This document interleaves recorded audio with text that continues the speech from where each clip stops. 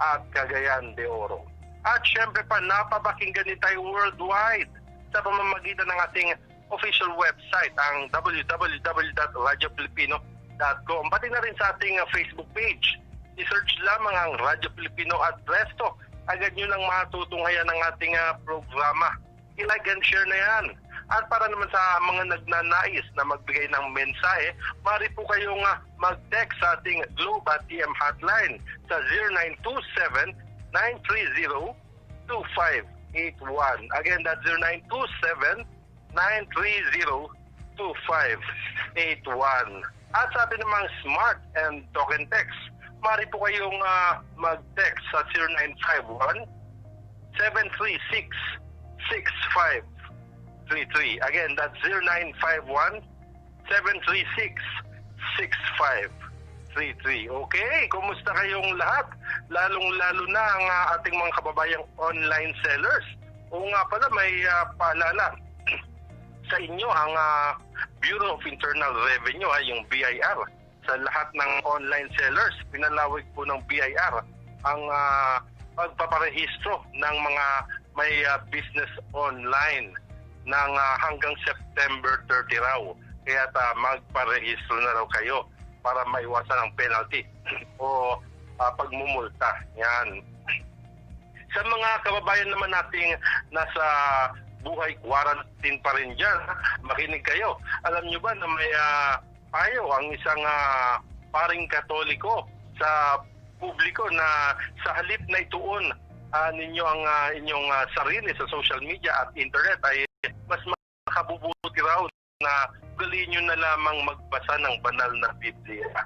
Yan. Ayon yan kay Reverend Father Egay de Jesus, Registered Counselor at Consultant ng UST Psycho Roma Clinic. Makakatulong daw ito sa mga taong may dinaramdam na problema o suliranin bunsod ng lumalalang mental wellness sa gitna ng pandemya ng coronavirus sa buong mundo. Kaya't mabuti parati raw ugaliin nga na magbasa ng Biblia para busog ang inyong pang spiritual din. Yan.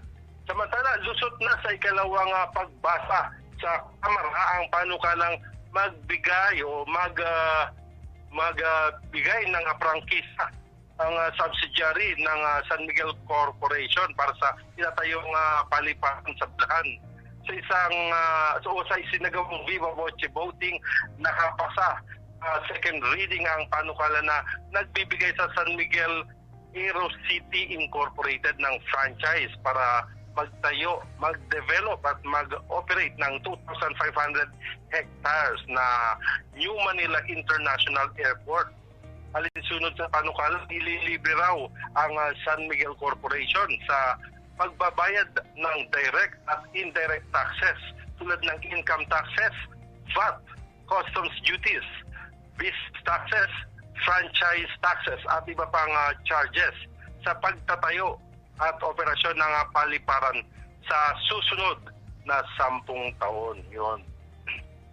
Nakasaad naman sa profit sharing agreement na inaprobahang franchise bill ng sobra sa 12% ng internal rate of return o IRR ng nalikom na kita ng Airport City ay ibibigay sa gobyerno. Yun naman pala, ayos. And speaking of franchise, nakaraan lamang usap-usapan nga yung nanganganib daw ang prangkisa na kumpanyang Meralco. Ito ay kasunod ng billing na ipinadala ng Meralco sa kanilang mga sila nakahanap naman ng bayan kay Senator Sherwin Gatchalian na gustong silipin ang prangkisa ng Meralco dahil sa mga pagpakaan na nangyari.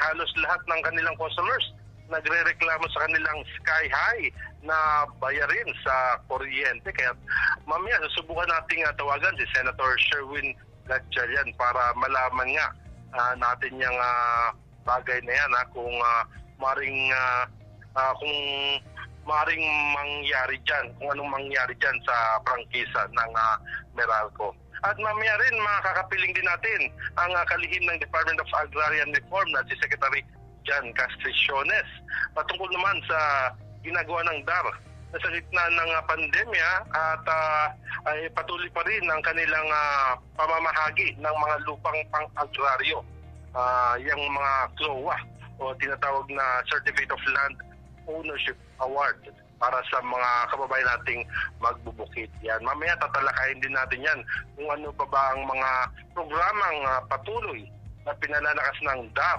kahit ngayong tayo'y nasa kalagitnaan ng krisis o pandemyang ito. Yan. Balita ko, parating naglilibot si Secretary Casticiones sa mga probinsya para makapagbigay din ng mga relief packages yan para sa mga kababayan nating magbubukid sa iba't ibang probinsya. Mamaya aalamin po natin yan. At bukod pa dyan sa ating huling bahagi ng programa, makakapanayam naman natin ang abalang kalihim, abalang undersecretary ng DENR sa kanilang sinasagawang rehabilitation sa Manila Bay tungkol sa walang tigil na pagpapaganda dyan sa Manila Bay, particular dyan sa bandang Rojas Boulevard o Baywalk. Yan. May makakasama na rin si DENR Undersecretary Benny Antiporta. Mantakin mo, plano pala talagang gawing paraiso o parang alabora kayang bahagi ng Baywalk dyan sa Maynila. At balita ko nilalagyan na ng white sand bilang bahagi ng isinasagawang rehabilitasyon at pagpapaganda ng Manila Bay. Piyadong magbibigay na naman ng karagdagang sigla at atraksyon sa mga turistang dumarayo sa ating bansa, lalo na dyan sa Maynila, pag nagkataon na matapos ang sinasabing ambisyong proyekto ng DENR. Tunghayan ang lahat ng yan sa pagbabalik ng ating palatuntunang Pulsong Pinoy sa ilang paalala. Pulsong Pinoy. Pulsong Pinoy. Radio Pilipino. Ang trusted dog food ni Catherine Bernardo. Nutri-Chunks na. Listo at ganado ang baby ko sa vet-approved Nutri-Chunks with active boost and prebiotics na pampalisto. Made with real meat and essential nutrients that help keep them healthy and happy. Listo ganado sa Nutri-Chunks. Business Tips. Business Tips. Ang 4 na rason kung bakit ang isang nagnenegosyo ay kinakailangang magplano. Una, pinapakita ng isang plano ang kikitain ng iyong negosyo sa hinaharap.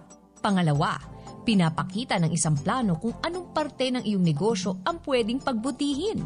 Ikatlo, pinapakita ng isang plano sa mga pag-uutangan, bangko, NGOs, organisasyong pampinansyal at mga individual kung gaano kaganda ang kita ng isang negosyo sa hinaharap.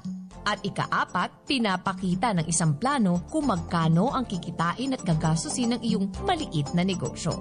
Business Tips. Pulsong Pinoy. Pulsong Pinoy. Benedict Abaiga sa Pulsong Pinoy. Pulsong Pinoy.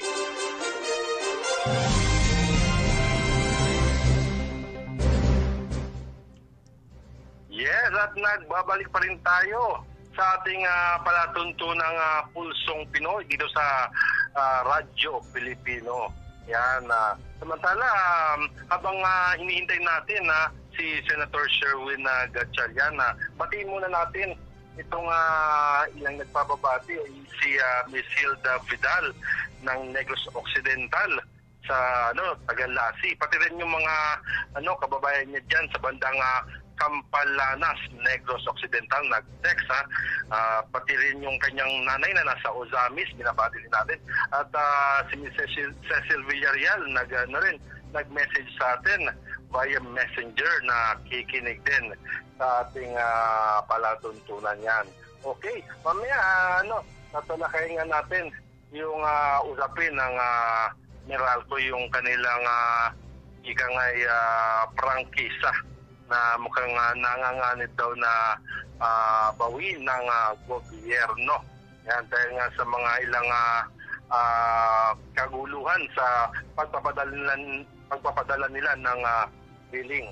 Samantala, bigyan muna natin ng pasadahan muna natin itong ilang balita na to, binigyan ng BIR ng dagdag na panahon itong mga online sellers nga. Kanina nabanggit ko yung mga may digital or electronic businesses transaction na makasunod sa business registration requirement. Batayan nga sa Revenue Memo Circular number 92-2020 na inilabas itong September 1. Pinalawig ng BIR ang deadline ito para sa mga online sellers. Online seller registration hanggang September 30. Yun, hanggang September 30 po pwedeng magparehistro. Saklaw po ng kautusan ng ang partner sellers o merchants at iba pang stakeholders tulad ng payment gateways, delivery channels, internet service providers at iba pang facilitators. Paalala ng BIR na mag-comply bago matapos ang itinakdang deadline.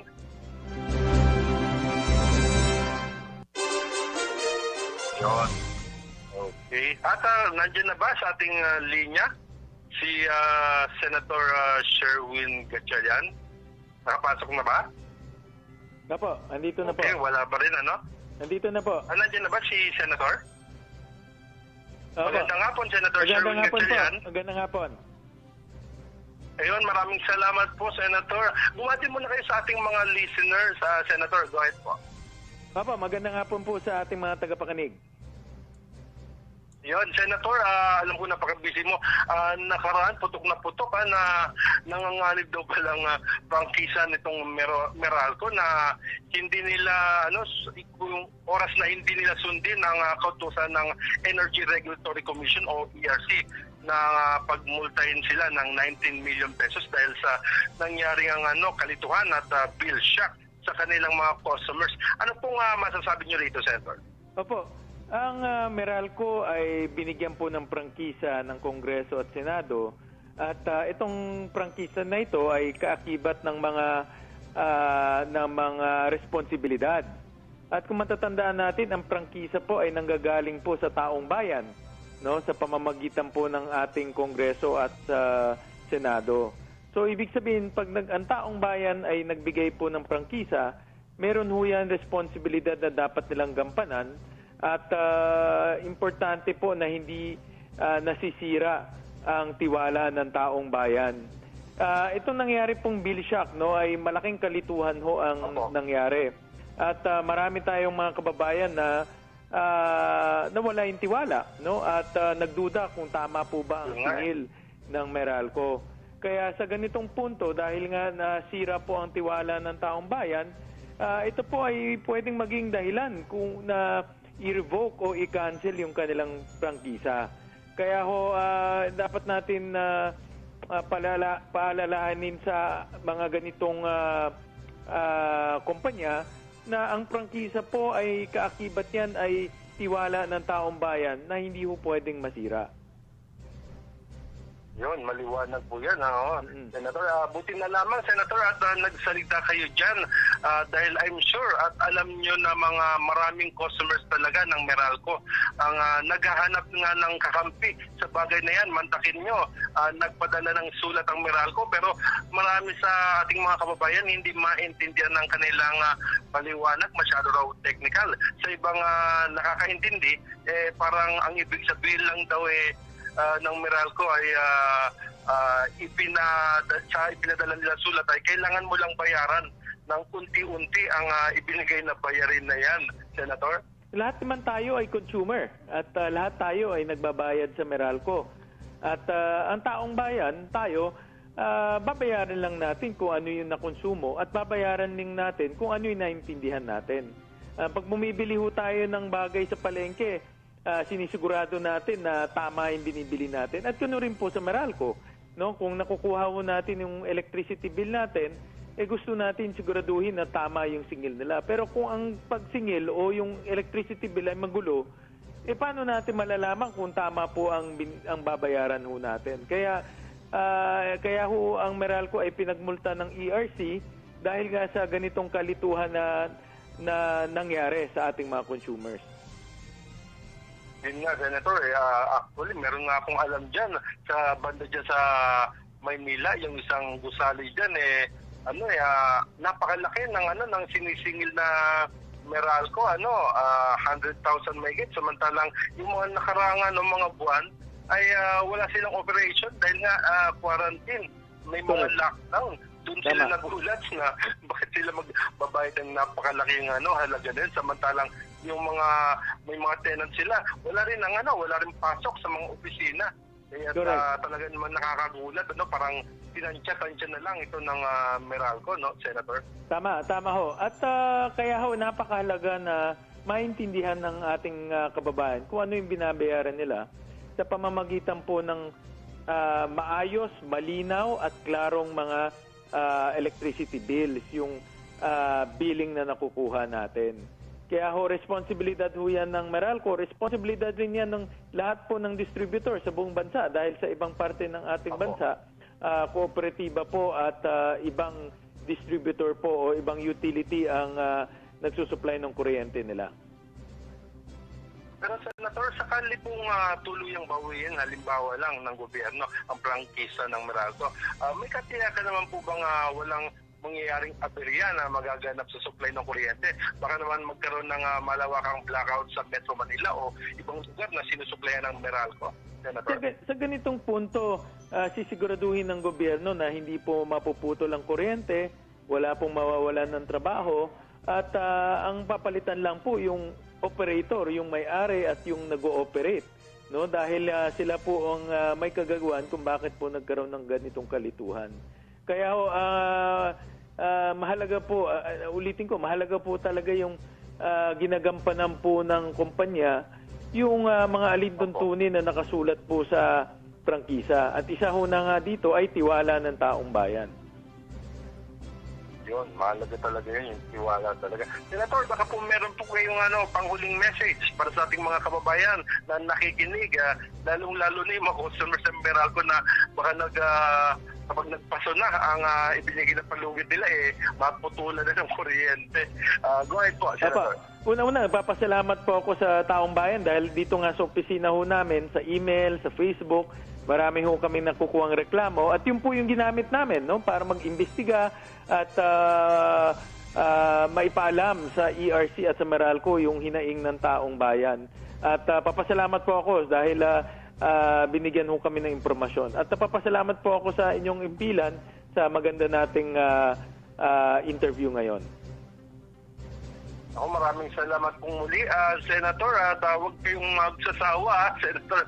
Maraming salamat po sa inyong oras. Thank you. At yan po ang tinig ni Senator Sherwin Gatchalian, ang bagong kakampi ng mga consumer, mga customer ng Meralco. At sa ating mga pagbabalik, makakasama naman natin si Agrarian Reform Secretary John Casticiones para talakayin ang mga programa ng kagawaran para sa ating mga kababayang magsasaka sa ilang patalastas. Pulsong Pinoy. Radyo Pilipino. Kabahagi mo. Radyo Pilipino. Impormasyong may kalidad. Serbisyong may halaga. Saan mang bahagi ng Pilipinas. On air. Saan mang bahagi ng mundo. Online. Ano mang uri ng pamumuhay. Kasama. Katuwang. Kapinoy. Kabahagi mo. Radyo Pilipino. Radyo Pilipino. Iwasan ang pagkakaroon at pagkalat ng sakit na COVID-19. Palagiang maghugas ng kamay. I-check ang temperatura para sa lagnat. Umiwas sa matataong lugar. Iwasang hawakan ang mukha kapag hindi pa nakakapaghugas ng mga kamay. Iwasan muna ang pagyakap, beso-beso o paghalik sa ngayon.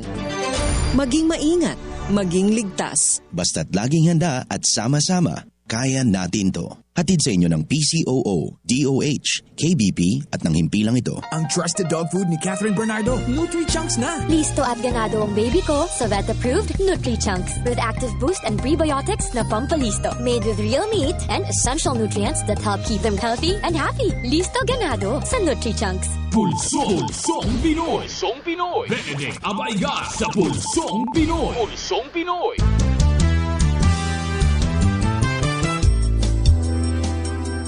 At muli na naman tayong nagbabalik sa ating palatuntunang Pulsong Pinoy at sa pagkakataong ito, makakasama naman natin ang mismong kalihim ng Department of Agrarian Reform na si Secretary John Casticiones.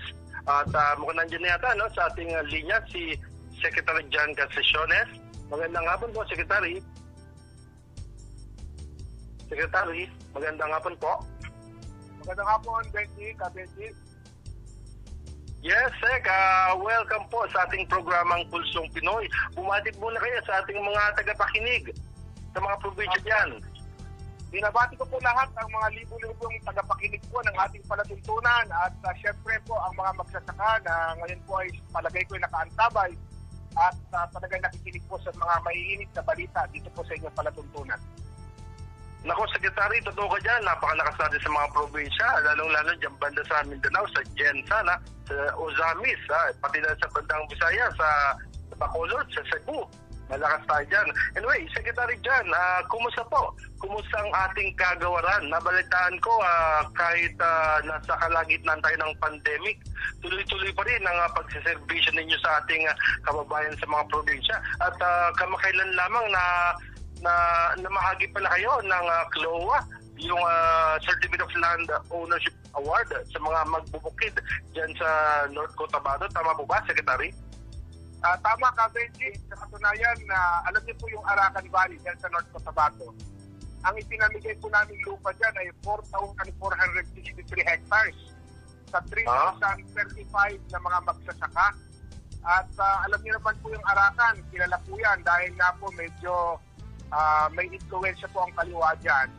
At ngayon po ay talagang unti-unti po bumabalik ang pananampalataya at pagtitiwala ng mga mamamayan po dyan. Lalo na po yan po ay isang rural area at karamihan po dyan ay talagang umaasa lamang sa pagsasaka at pagtatanim ng mga punong kahoy na mga rubber trees na tinatawag natin. At ngayon po dahil sa ipinamigay po ng mga lupa ng ating pamahalan sa kanila sa pamamagitan po ng ating tinatawag na government-owned lands na mga libre po yan, libre, ay kita-kita po ang kagalakan at kasiyahan po ng mga magsasaka natin. Ganun talagang libre na pinamigay. Secretary, sino-sino po yung mga beneficiaries niyang dyan sa katulad dyan sa banda sa Arakan, yung mga nabigyan ng lupang pang-agraryo? Kasi nabalitaan ko, totoo ba yun? Meron rin nakatanggap dyan yung mga rebel returnees. Tama ba, Secretary? Tama po kayo, Kabeti. At alam niyo naman po, sabi ko nga, yung lugar na yan, medyo may malaki ang influensya ng mga makakaliwa dyan. Dahil na rin nga sa mga usaping panlupa, mga problema tungkol sa kabuhayan. At ngayon, dahil sila ay nabigyan ng lupa, mababawasan po yan at anunumbalik po ang pagtitiwala ng mga tao po dyan po sa ating pamahalaan at sa ating bayan. Yun, at least kahit na paano, meron din mga kababayan natin na nagbabagong buhay, at nagbabalik loob at nag-focus na sa sa bukid, iniwan na yung armas, yung pakikipagbaka diyan, Secretary. Ito yan, Kabeti, lalong-lalo na po ngayon, panahon po ngayon ng pandemya, alam naman po natin na marami po sa ating mga kababayan ang nawalan ng trabaho, maraming mga SW na talagang nagbabalikan na dito sa Pilipinas dahil wala na rin hanap po sa ibang bansa. Marami po ang mga kumpanya nagsara, marami po ang nawalan ng trabaho, kaya ang huling-huli pong pag-asa natin talaga agrikultura, ang pagsasaka para may makain po ang taong bayan. Yung talaga, agrikultura, importante yan, lalo na sa ating mga kababayan dyan sa probinsya. Bukod pa dyan, Secretary, nabalitaan ko rin na tuloy-tuloy pa rin ang implementasyon ng inyong tinatawag na DAR-to-Door ba yun? DAR-to-Door program. Pakipaliwanag nga po ito, Secretary, para sa kabatiran ng ating mga listeners. Kung ano po itong programang ito. Hindi naman po kaila sa inyo na marami po talaga ang natindig na mga problema dito sa Department of Agrarian Reform. At marami sa mga kababayan ay hanggang ngayon ay naghihintay sa kanilang titulo ng lupa dahil sa matagal na proseso ng mga nakaraang mga administrasyon.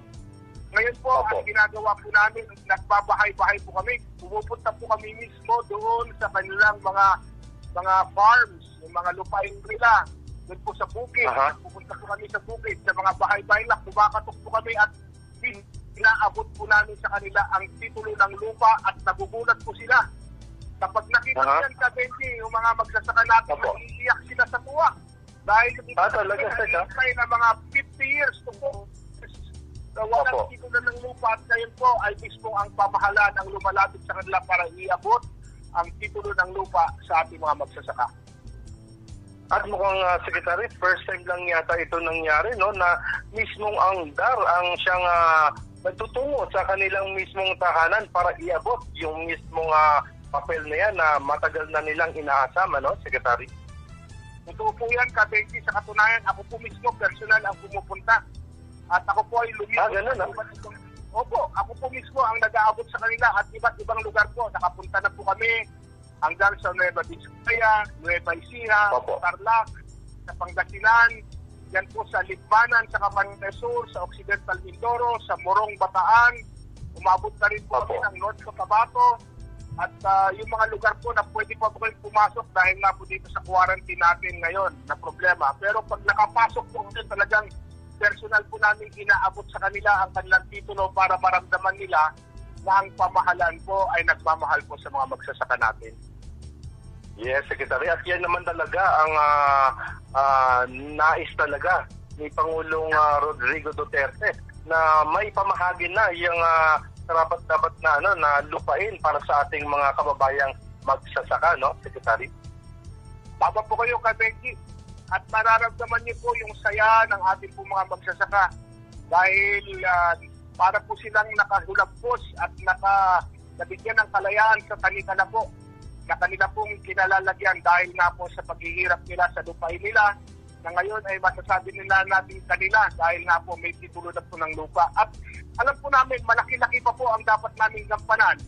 Pero inuunti po namin at talaga pong pinamadali po namin ayon po sa aming kakayahan. At marami pa po ang mga magsasaka na naghihintay ng kanilang mga titulo ng lupa. Okay. At least kahit na paano, no, na ipaparating na rin yung papel na yan na matagal na rin inaasama. Secretary, kasama din po kasama rin po ba sa programa ninyo sa pamamahagi nga ng machineries, yung farm input sa mga magsasaka? Opo, Benji. Sa katunayan, may 3 mandato po ang ating pong Department of Agrarian. Yung una, yung pamimigay po ng lupa. Yung pangalawa, yung tinatawag na Agrarian Justice Delivery, yung mga usapin tungkol sa mga kasong agraryo. Kami po ang lumulupas niyan at ngayon po ay nagampanan namin yung tinatawag na zero backlog dahil matagal po natintin ang mga kaso dito sa Department of Agrarian Reform. Libo-libo pong mga kaso ang tinapos namin at ngayon po ay halos wala na pong natitirang mga kaso. Kung meron man, mga motion for reconsiderations na lang at yung mga tinatawag natin na mga appeal, pero yung mga original cases, lahat po na-resolve yan. Kung hindi ako nagkakamali, 27,000 cases yan na napakarami sa buong Pilipinas. Wow, napakarami yan. Kami yung ibinibigay po ng mga ayuda katulad po ng mga traktora, mga farm tools and implements, yung mga tulay ng Pangulo, yung kung maliit na farm-to-market roads, mga irrigation system, at kung ano-ano pang tulong at ayuda at training sa ating mga magsasaka. Opo, Secretary, yung sa mga problema, mga kaso dyan sa mga lupa na yan, paano natin anong discarding ginagawa natin para mas mapadali na ma-resolve yung mga kaso ng mga magsasaka? Ang ginagawa po namin ay talagang tinututukan po namin yan. Iniipon ko po ang lahat ng mga abogado, inuupuan po namin yan para mas resolva lahat ng kaso. Kasi po meron pang po akong inabutang mga kaso dyan, way back panahon pa ni Conrado Estrella po grade 2 lang po ako noon. Ngayon po na-resolve po na po lahat yan. At pakaunti na lang po, halos magiging 0 na po yung mga kasong naiiwan dyan. At ang mga naiiwan na lang ay yung mga FR, yung mga nagpa-apila, motion for reconsideration at mga nagpa-apila po ng mga kaso. Okay, Secretary, yung binabanggit niyo naman pamamahagi ng mga yung mga machineries na yan, mga beneficiaries, paano nga proseso naman yan? anong qualifications po para maging beneficiaryo ng mga makina na yan? Sabi kasi po, hindi naman po natin pwedeng bigyan ng isa-isang traktora ang mga magsasaka. Kaya isa po sa mga kondisyon natin ay bumubuo po sila ng tinatawag nating kooperatiba o yung tinatawag natin na agrarian organization. Samahan cooperative. Samahan po. At dahil lang po dito sa samahan na ito, nagbibigyan po sila ng traktora, yung mga farm tools and implements para tulong-tulong po nila, pagkaisan po nila, they will share yung kung ano may ayudang maibigay lahat sa kanila para talagang lahat po sila ay matulungan at mapataas ang antas ng kanilang pamumuhay. Ganun pala, no, secondary. At saka nabalitaan ko, Sek, hindi nyo nga alintana yung banta ng COVID at talaga naglilibot kayo sa mga probinsya at sa inyo pong paglilibot ay namamahagi din pala kayo ng mga relief package sa mga konting ayuda dyan sa mga kababayan nating magbubukidan itong mga nagdaang mga buwan. Totoo po yan, Kabenji, dahil alam naman po natin, ang mga magsasaka naman po natin dito sa Pilipinas, lalong-lalo na po yung mga maliliit na magsasaka, syempre nahihirapan din po sila at naapektuhan din po sila nitong pandemya. Kaya ipinakita po natin sa kanila na ang pamahalaan ay nagmamahal sa kanila, tinutulungan din. At higit sa lahat, kami nagdadala po ng pag-asa sa kanila para sinasabi sa kanila na matatapos din ito. Magkakaroon din tayo ng pagkakataon na muli tayong magkaroon na maging hawang pamamaraan ng pagsasaka at lalo nating mapapaunlad ang ating mga bukid. At natutuwa naman po sila at sapagkat kitang-kita nila na kapag nagkakaisa po ang mga mamamayan ng ating pong pamahalaan ay sabi pong magkakaroon po ng kapayapaan at kaunlaran. Opo, Secretary. Kamusta naman ang experience ninyo? Lalong-lalo na yung nakapag iniaabot nyo na yung matagal ng pangarap ng mga magbubukid, yung kanilang matagal ng inaasam na papel. Kamusta naman po? Ako, Kabenji, talagang halos tutulo ang luha mo kapag nakita mo yung mga magsasaka na umiiyak. At talagang tuwan-tuwa, hindi nila ma-express yung kanilang nararamdaman. At talagang ikaw, na bilang isang public servant, ay para nagkakaroon talaga ng tunay na meaning ang iyong buhay sa pagsisilbi sa ating mga magsasaka at maliliit na magsasaka. Yun nga, at sa panahon ito, talaga namang ang dami na rin nabigyan ng lupa, no? Sa Administrasyong Duterte, no? Buti lang nandiyan kayo, at least napaka-active nyo, napapatupad lahat ng mga programa ngayon ng Department of Agrarian Reform, Secretary, no? Yan naman po ay pasasalamat natin sapagkat nabigyan po tayo ng pagkakataon para magsilbi sa ating mga kababayan. Although, aminin ko po, marami pa pong dapat gawin, marami pong dapat iwasto, marami pa pong dapat nagampanan para talagang mapataas ang pamumuhay ng ating magsasaka. Okay, Secretary, kapag may mga kayo ilulunsad ng mga programa, sabihan nyo lang kami para mailatag natin at matalakay din natin sa ating programa nang mabalitaan din yan ng mga kababayan natin sa mga probinsya dito sa ating himpilang Radyo Pilipino. Okay? Kabenji, yung pinitignan namin ngayon, yung pabahay para sa mga dahil meron na kaming memorandum of understanding with Secretary del pabahay naman, Oo, sana yung magampanan namin ito at may sakatuparan para talagang makumpleto natin ang kasiyahan ng mga magsasaka natin. Kailan naman po yung plano ninyo na maisakatuparan yan? Pabahay naman yan? Para sa magbubukid po ba yan? Para po sa mga magbubukid. Meron na po tayong memorandum of understanding with the SHUD, Secretary Estel Rosario, at ngayon po ay tinitignan namin kung paano po namin maisasagawa ito at mai-implement itong programang ito. Okay. At least magkakaroon din pala ng magandang programang katulad na yan. Okay, Secretary, baka meron po kayong huling mensahe para sa ating mga nakikinig, lalong-lalo dyan sa mga nasa probinsya. Go ahead po. Mga minamahal po namin mga magsasaka, kami po ay nakikita po sa inyo pong mga tungkulin. Kayo po ay isa sa mga tunay na bayani ng ating bansa sapagkat kayo po ang nagpagkain sa kapagkainan ng bawat mamamayang Pilipino. Sana po ipagpatuloy po natin ang ating gawain at sana po makipagtulungan tayo sa pamahalaan upang magkaroon po ng tunay na kapayapaan at pag-unlad ng ating bayan. Maraming salamat po sa inyo at magandang hapon po sa inyo, Ka-Benji, at sa lahat ng mga tagapakinig. Okay, maraming salamat po. Yan po ang tinig ni Department of Agrarian Reform, Secretary John Castizones. Yan. Talaga namang unti-unti na rin na nakakamit ng ating mga kababayan na mga magbubukid yung tinatawag na inasam nilang lupa, yung pangako ng ating pamahalaan. Hawak na nila yung mismong papel na katunayan na sa kanila na mismo ang lupang pang-agraryo. Yan. At sa administrasyon ito, unti-unti na rin na-implement yung mga ganyang programa na yan. At sa atin naman pong pagbabalik, kung ngayon naman natin ang pusang pagpapaganda ng Manila Bay kasama si DENR Undersecretary Benny Antiporda. Sa pagbabalik po yan ng ating programang Pulsong Pinoy sa ilang patalastas.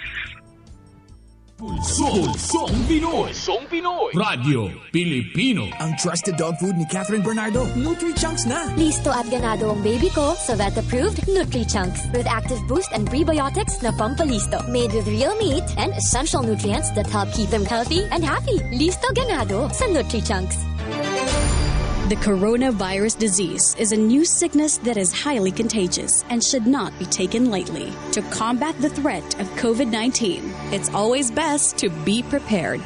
So, here are a couple of reminders for everyone to keep in mind. Always wash your hands with soap and water. Make it a habit. Use alcohol and hand sanitizer. Keep them handy all the time. Cover your mouth with a handkerchief or tissue whenever you cough or sneeze. Dispose of the tissue properly after. Avoid close contact with a person who has fever or shows symptoms of the flu. Make sure that food is thoroughly cooked, especially meat and eggs. Avoid direct contact with live animals and surfaces in contact with animals without any protection. In any situation, always be prepared. Remember, you can help prevent the spread of the virus. Basta't laging handa at sama-sama, kaya natin to. Brought to you by the PCOO, DOH, KBP, and this station. Pulsong Pinoy. Pulsong Pinoy. Benedict Abaiga sa Pulsong Pinoy. Pulsong Pinoy. Okay, at muli na naman tayong nagbabalik. Ito pa rin po ang inyong kabahagi Direct Benji Abaigar. And maya, antayin lang natin at medyo tinatawagan na ang DENR Undersecretary Benny Antiporda para pag-usapan nga natin yung usapin sa rehabilitasyon na ginagawa dyan sa bahagi ng Manila Bay, particular dyan sa bahagi ng dating yung Baywalk na talagang tourist spot sa bandang Rojas Boulevard sa Maynila. At unti-unti nga pinapaganda yung lugar na yan. At nabalitaan natin na mukhang may nakikita na rin mga white sand na inilalagay dyan bilang bahagi ng pagpapaganda ng ating dagat dyan sa bandang Manila Bay. At marami-rami na rin na mga residente sa Maynila na gustong-gusto niyata na mag-swimming. At nabalitaan natin na mukhang malapit-lapit na nga itong maisakatuparan.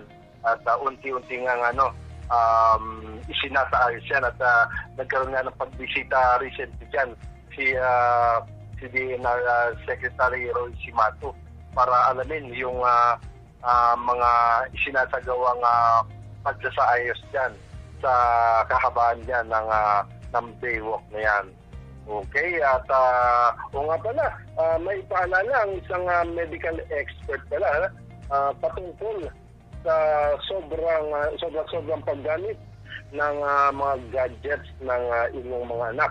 Ayon kay Dr. Antonio Vidovice, ang social media fatigue daw ay maaaring makaapekto sa physical, mental at social health ng isang batang individual. Yan. Yung mga batang mahilig na gumamit ng mga gadgets ng cellphone na parating nag-games, online games. Yan. Kung hindi raw mako-control ang paggamit ng gadgets, posibleng ma-develop daw o mauwi sa tinatawag na computer psychosis na nagre-resulta sa mental disturbance ng isang bata. At kapag nalulunga sa online games ang mga bata, maaaring ma-adapt ito ng mga kabataan ang pagiging violente raw. Pati na rin yung dahil sa social media fatigue na tinatawag na yan ay maaaring maging malnourished din yung mga bata. Di na rin nakakain sa tamang oras at kulang na rin ang kanilang nakukuhang sustansya sa katawan. Yan. Paalala na rin natin siguro ito sa ating mga mga magulang na nakatutok sa kanilang mga anak na nakikita nila parating may hawak na gadgets, busy sa pag-computer, paggamit ng mga cellphone at computers. Puro naman na online gaming ang inatupag. Dapat talagang tutukan natin yan. At mahirap na, baka mauwi nga yan sa tinatawag ng ganyang mental disturbance ng isang bata, at maging violente. Yan, iwas-iwas lang din. Anyway, nandiyan na ba? Subukan pa rin natin tawagin si DNR Benny Antiporda kasi napakaganda talaga na itong topic na ito. Biruin mo, ang ganda ng ambisyon ng DNR, magkakaroon ng parang tinatawag na paraisong lugar dyan sa Baywalk. Ika nga parang dyan nila ilalagay yung Boracay ang dating. Siguradong mababalik yung saya at sigla dyan sa bahagi ng Baywalk. Yan pala ang ginagawa dyan para ika nga ay mapaganda bilang bahagi pa rin ng rehabilitation na ginagawa ng ating pamahalaan. Mapaganda rin yung kahabaan na yan dahil talagang tourist spot yan yung mga dayuhan at dumarating sa airport. Pagpasok ng Metro Manila, yan ang bumubungad sa kanila. Yan ang nakikita nila. Sa ngayon ay medyo alam ko may takip muna pansamantala. Pero yun pala ang pinaplano. Yun pala ang ginagawa dyan sa gilid na yan. Yung pagpapaayos, pagsasaayos, pagpapaganda ng beach na yan. Yun ang pinakapakay. Dati, ilang administrasyon na rin ang nagdaan. Pero kita mo, hindi napansin yung yung bahagi na yan. Although nilagyan lang ng mga tindahan. Dati may mga restaurants yan Pero yung dumi nandoon pa rin. At ika nga ay mabaho yung amoy noon. Pero ngayon, sa administrasyong ito, talagang nakikita naman natin na pumikilos ang ating mga opisyal, lalong-lalo na dyan sa DNR. At ginagawa ng paraan na mapaganda yung bahagi ng Manila Bay. Yung mga establishments din dyan, inausap na rin at inalam din kung sino-sino yung mga ay diretso yung kanilang mga tubo palabas sa Manila Bay. Nakikita nga ng DNR na kung may mga violations, agad nilang pinapasara yan, yung mga establishments na yan. At marami-rami na rin ang mukhang napasara nilang mga commercial establishments yan, mga restaurants, mga hotels din, may mga maliliit dyan, mga opisina, para nga masiguro nga nila na hindi na diretso sa yung sewerage system na na dati ay diretso sa Manila Bay ay naiiwas na hindi na doon at nakukuha na ng maayos yung dumi hindi na diretso sa Manila Bay. At unti-unti na nga bumababa raw ang coliform dyan sa Manila Bay. Dati napakataas. At bukod pa doon, hindi lang coliform, pati yung mga gas dyan, mga oil, mga tanker sa dumadaan dyan, mga langis. Yan, isa pa yan sa tinututukan din ng DNR na maiwasan na may tumagas na langis dyan sa bahagi ng Manila Bay. At dahil nga napuspusan ang rehabilitation dyan, marami na rin naging partner ang DNR, ang ating Department of Environment and Natural Resources. Yung mga private sectors, tulong-tulong. Kung hindi ko matatandaan ko na merong mga private sectors dyan na sama-sama silang nagtungo dyan sa bahagi ng ng Manila Bay sa Baywalk. Naglinis sila. Talagang sila mismo nagpulot ng kalat. At nung natapos nilang linisin yon, pinakita nga sa telebisyon na may picture pa kung gaano kaganda pala talaga itong Manila Bay na dapat talagang ating ma-maintain itong kaganda ng ating Manila Bay. At dahil makikita mo naman sa Baywalk, ang daming nagpupuntahan dyan para makakita ng napaka-romantic na sunset. Yan, bandang mga bandang alas 4 noon, alas 5. Palubog ang araw, bandang alas 6. Pero ang daming mga kababayan natin ang tumatambay dyan. Lalo na yung mga lovers na talaga naman nandiyan dyan at naghihintay na lumubog ang araw at doon magmumuni-muni, no?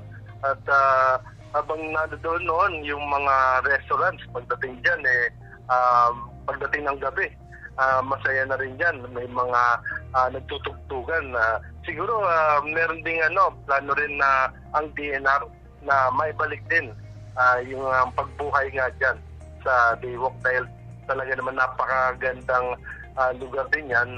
At isa na rin tourist attractions dahil nakapaligid din dyan yung mga hotels. I'm sure marami rin bibisitang mga hindi lang local kundi foreign tourists dyan sa bahagi ng Baywalk na yan.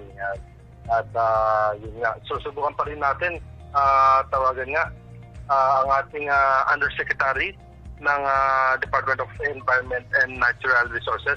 Try pa rin natin kahit paano na matawagan. Kasi maganda rin natin matawagan si Yusek dahil sa meron ding issue pa rin ng yung pagpatay naman din ng endangered species, yung issue ng tamaraw. At recently, nabalitaan ko may actually nag-trending pa nga ito sa social media. yung karne ng tamaraw ay ibinibilad na may mga residente doon nakakita na ibinibilad yung karne ng tamaraw sa bandang Negros Occidental yata na nakita at napansin itong tamaraw hindi dapat ito pinapatay dahil ito ay kasama ito sa mga endangered species na hayop sa ating bansa. Pinoprotektan din ito ng Department of Environment and Natural Resources. At merong mga kaukulang yan.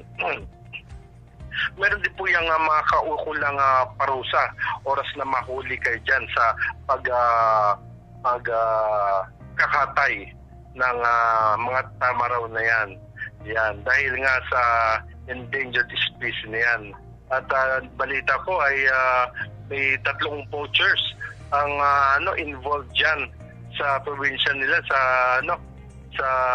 Mindoro yan, sa Mindoro, tama, sa Mindoro.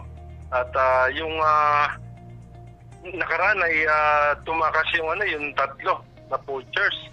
Pero nagkaroon ng follow-up operation ng pulisya, ang mga otoridad at nahuli nga yung dalawang poacher. At ang latest naman ay habang pababa ng bundok yung nahuling 2 poachers, mukhang nakatakas itong dalawang vouchers na ito. Natakasan ang mga otoridad. Hindi natin malaman kung ano talaga ang nangyari.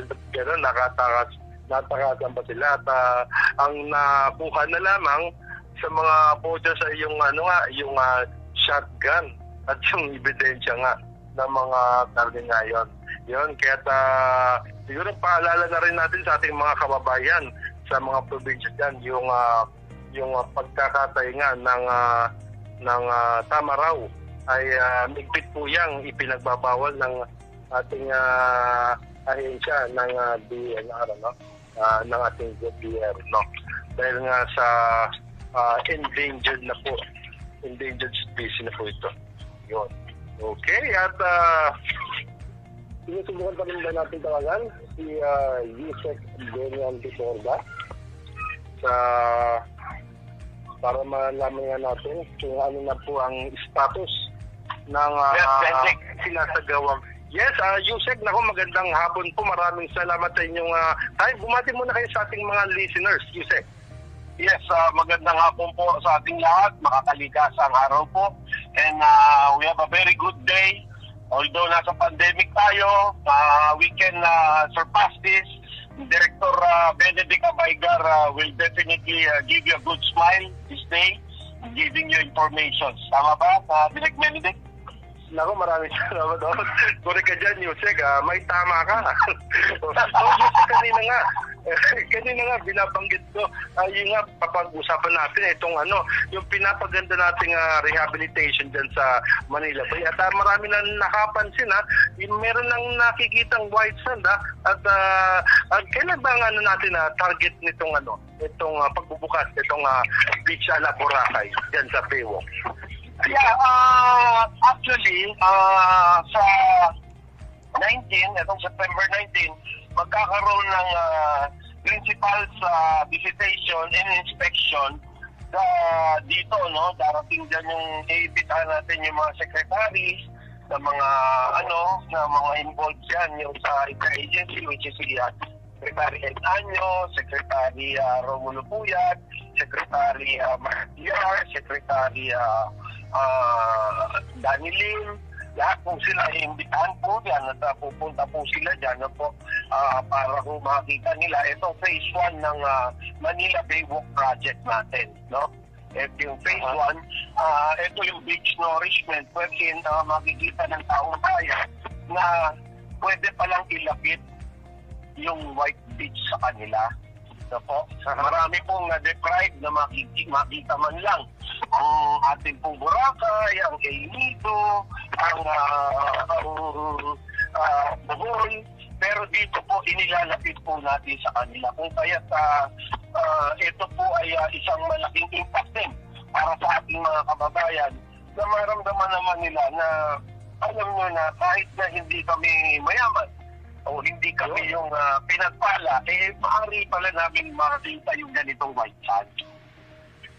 At dito lang yan nangyari sa administrasyong Duterte, no? Yung isa katuparan yung ganyang pagbabago na yan. Ang daming nagkaanga na mga administrasyon, pero pinabayaan lang. Pero ngayon, kita mo naman unti-unti nang gumaganda at white beach pa, white sand.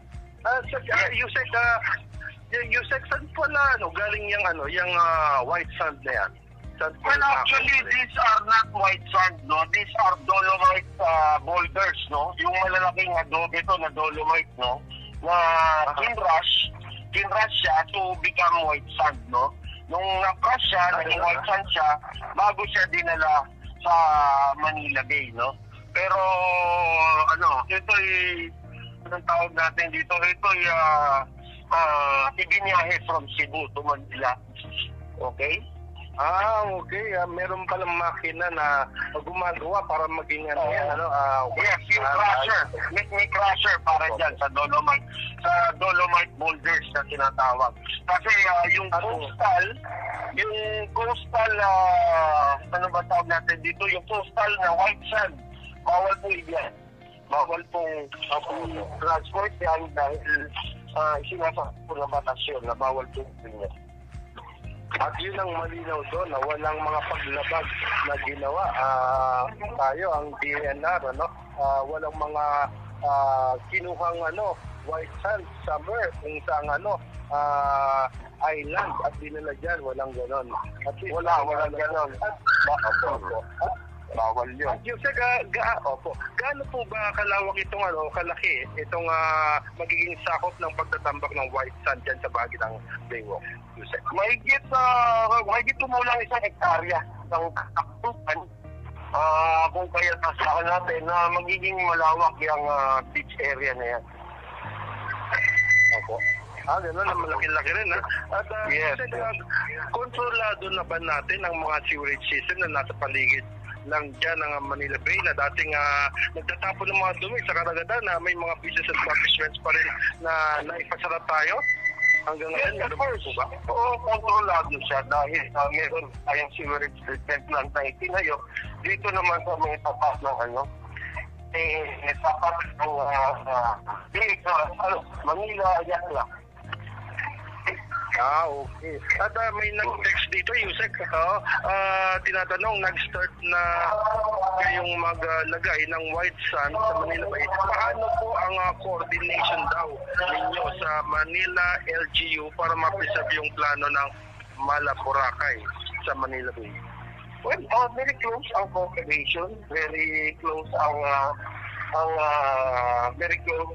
coordination ng interagency. And at the same time, tuloy-tuloy din yung pag-uusap para tuloy-tuloy din yung proyekto at hindi mabalam. Yun, at least malinaw po. Naku, maraming salamat, Yusek.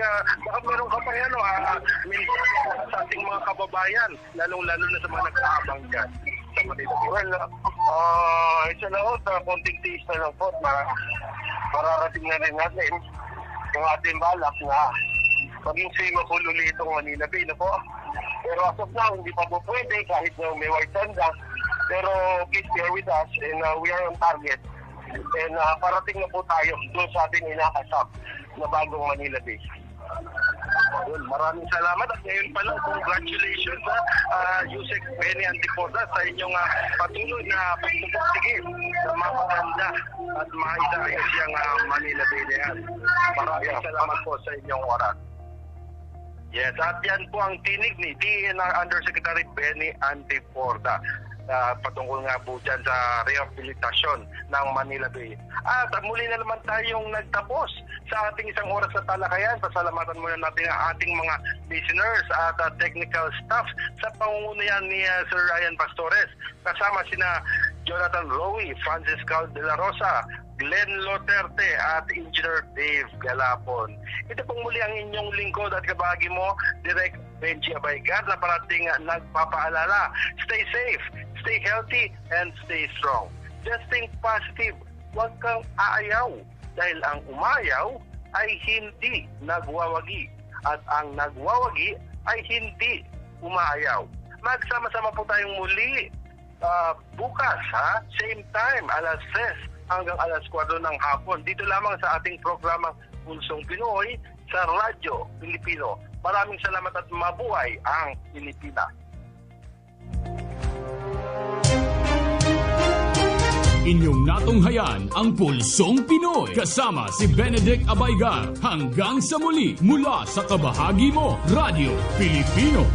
Kabahagi mo, Radyo Pilipino. Saan mang bahagi ng Pilipinas, saan mang bahagi ng mundo, anumang uri ng pamumuhay, kabahagi mo, Radyo Pilipino. Radyo Pilipino. Sumasahim papawid sa DWPR 1296, Dagupan, DZTC 828, Tarlac, DZLT 1188, Lucena, DZYM 1539, Mindoro, DWRL 1080, Legazpi, DWIR DYRN 657. Naga DYRB 540. Cebu DYRL 1035. Bacolod DYRN 1134. Dumaguete DXCO 1044. Cagayan de Oro DXGS 765. General Santos DXOC 1494. Ozamis DXOW 981. Davao at Radio Pilipino Podcast Center Manila.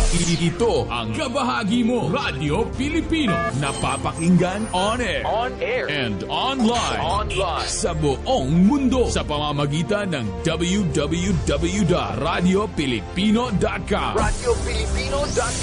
Impormasyong may kalidad at serbisyong may halaga. Kasama, katuwang, kapinoy, kabahagi mo, Radio Pilipino. Radio Pilipino.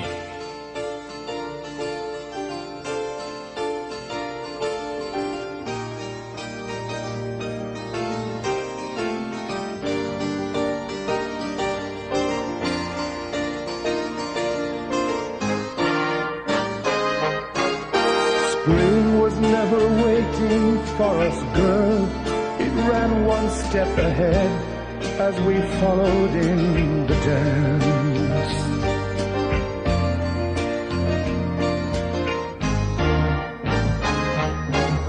Between the parted pages and were pressed in love's hot fevered iron like a striped pair of pants.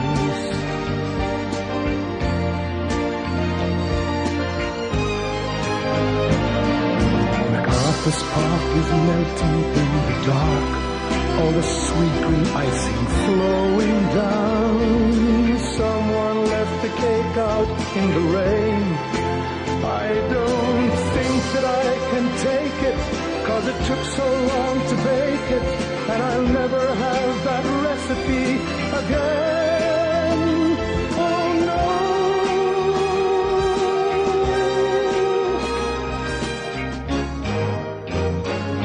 I recall the yellow cotton dress foaming like a wave on the ground around your knees.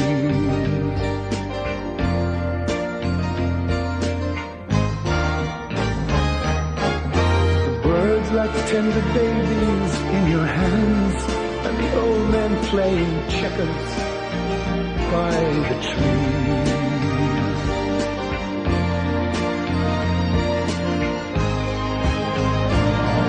MacArthur's Park is melting in the dark, all the sweet green icing flowing down. Someone left the cake out in the rain. I don't think that I can take it, 'cause it took so long to bake it, and I'll never have the recipe again. Oh no.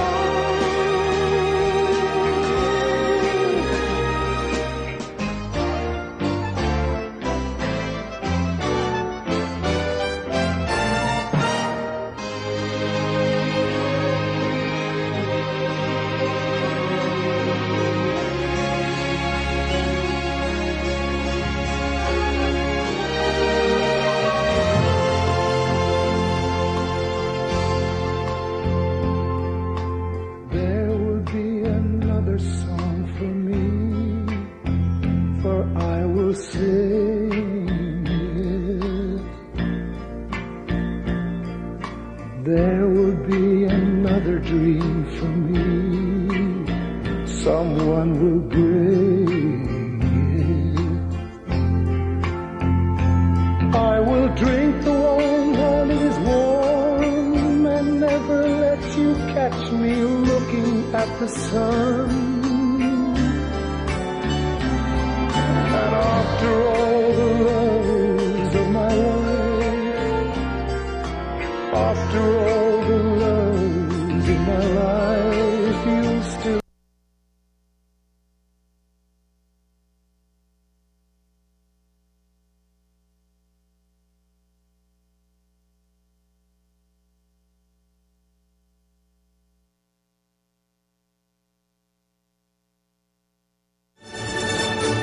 RPN Radio Philippines Network. Radyo Ronda. DZRH